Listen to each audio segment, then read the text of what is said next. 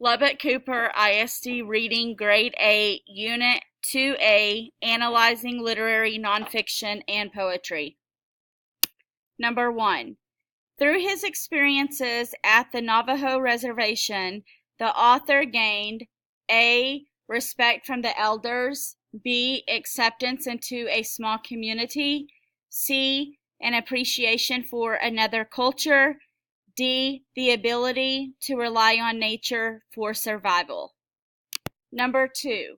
Read this sentence from the selection.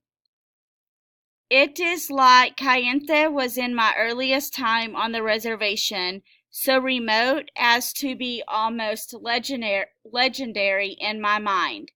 This comparison helps the reader understand that the author thinks the location, F, seems to have a profound effect on the lives of the residents, G, has a mystical quality because of its isolation from society, H, has a tendency to be remembered more vividly than others, J, is so beautiful it can exist only in the imagination. Number 3. Read this sentence from the selection.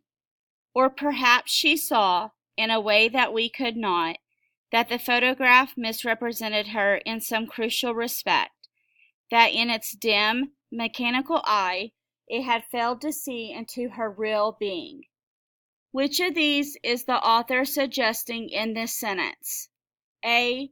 The woman saw herself as something more than could be captured in a photograph. B. Something may have gone wrong when the photograph was developed. C. Many people are dissatisfied with their appearance in photographs. D. The woman will eventually decide that she likes the photograph. Number 4. Which sentence best demonstrates that the author and his father depended on the people of the reservation? F.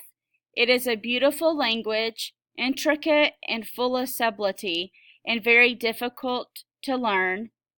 G. When we ventured out into those areas, we saw a lot of people, but they were always off by themselves, it seemed, living a life of their own, each one having an individual existence in that huge landscape. H. She made a wonderful subject, and I have always thought very well of the photograph that my father made of her. J. Yes, the road is very muddy, the old man would answer, laughing, and we knew then that we were at his mercy, held fast in the groove of his humor and goodwill. 5. The organization of this selection allows the author to A. Reflect upon several meaningful experiences from his time at the reservation. B. Compare the landscape of the reservation with the landscape of other places he has lived. C. Explain how his experiences as a child affected his way of life as an adult. D. Describe how he solved personal problems in the past. Number 6.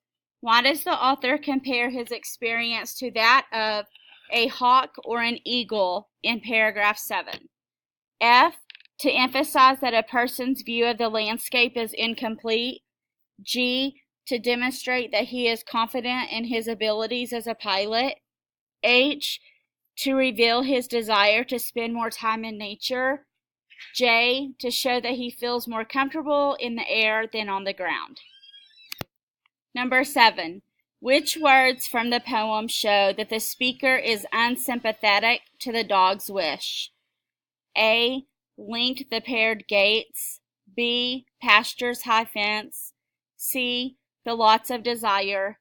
D. She is denied. 8.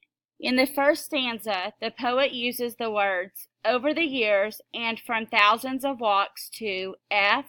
Show that the dog still finds the walk exciting. G. Suggests that each walk follows the same sequence of events. H. Illustrate what the dog enjoys about going on a walk. J. Describe the reasons why the pasture is off limits. 9. The imagery in line 11 helps the reader A. Visualize the dog's enthusiasm at the beginning of the walk. B. Understand why the speaker keeps the dog out of the open pasture. C. Focus on the parts of the walk that the dog finds most appealing. D. Appreciate the close relationship between the dog and the speaker. 10.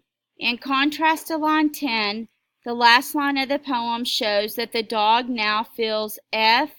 Confident, G. Defeated, H. Relaxed, J. Lonely. 11. In lines 20 through 22, the speaker observes that the dog wants to A. Return to the comfort of her home, B. Explore new areas beyond the fence, C. Follow the familiar path around the field, D.